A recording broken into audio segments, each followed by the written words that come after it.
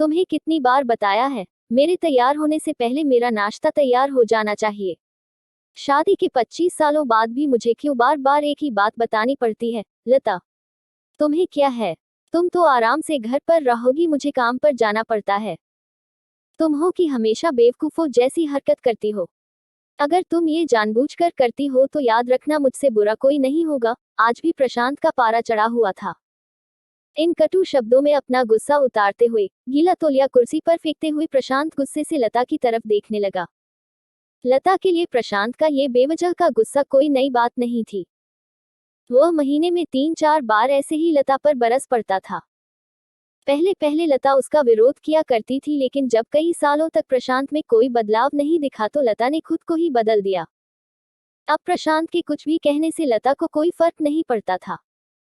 प्रशांत की हर बात वो चुपचाप सिर नीचे झुकाए सुन लेते थी।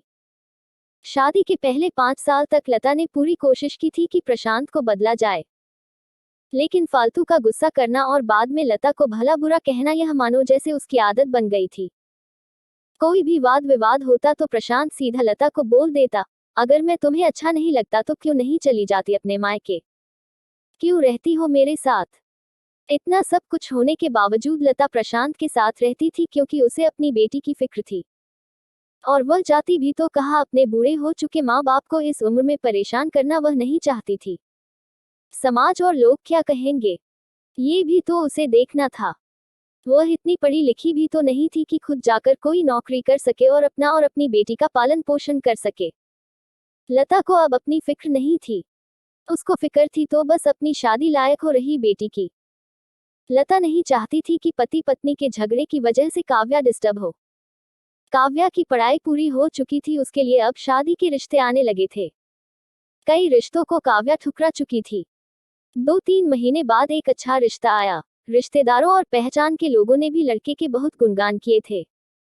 प्रशांत एक शाम अपनी बेटी के पास बैठकर उसे बताने लगा, काव्या, बहुत अच्छा लड़का है, पढ़ा लिखा है, बड़ा घर है, बहुत अच्छी नौकरी है। ऐसे रिश्ते बार बार नहीं आते बेटा, इस बार मना मत करना। काव्या अपने पिता से ज्यादा बात नहीं करती थी। शायद डरती थी या शायद नफरत करती थी, लेकिन आज वो अपनी पूरी हिम्मत इकट्ठा कर बोली, मुझे अभी शादी नहीं करना है पापा। मैं नौकरी करना चाहती हूँ, खुद अपने पैरों पर खड़ी होना चाहती हूँ। हाँ तो उसमें क्या बड़ी बात है? मैंने लड़के से बात की है, वह तुम्हें किसी बात के लिए नहीं रोकेगा। तुम शादी के बाद भी नौकरी कर सकती हो, वह तुम्हें नौकरी के लिए परमिशन दे देगा। प्रशांत बोला, मेरा नौकरी करना या ना करना उसकी परमिशन पर क्यों डिपेंड रहेगा पापा? काव्या ने पूछा। मैं कह रहा हूँ ना, तुम्हें किसी भी चीज की कमी नहीं होगी वहाँ। ऐसे रिश्ते बार बार नहीं आते, इसे ठुकरा मत, बहुत खुश रहोगी तुम वहाँ। प्रशांत बोला, पापा क्या मैं उतनी ही खुश रहूंगी जितनी मम्मी इस घर में खुश है? काव्या ने तंज कसते हुए कहा, आज तुम्हारी जबान कुछ ज्यादा नहीं चल रही। प्रशांत गुस्से से आंखें बड़ी करते हुए बोला, पापा मुझे शादी ही नहीं करनी है, क्योंकि शादी के बाद अगर वह लड़का आपके जैसा निकला तो मैं क्या करूंगी?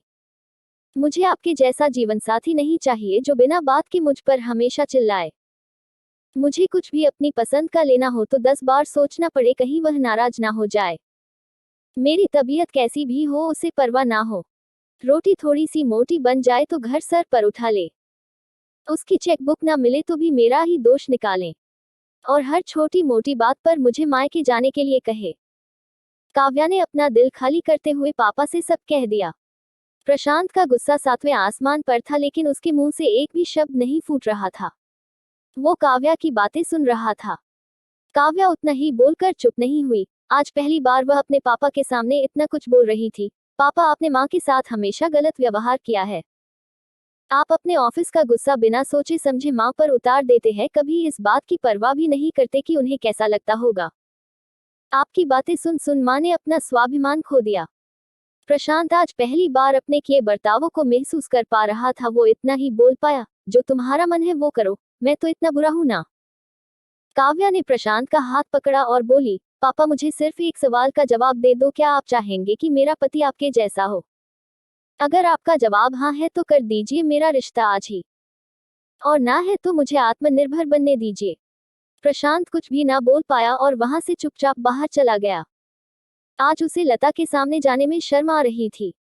चलते चलते उसकी आंखों से आंसू बह रहे थे। प्रशांत ने आज से अपने आप को बदलने का निश्चय किया। अगले दिन से लता ने अपने पति में काफी बदलाव देखा। वह सोचने लगी कि जो हिम्मत काव्या ने दिखाई है, वह हिम्मत अगर मैं पहले ही दिखा देती तो शायद आज परिस्थिति कुछ और होती।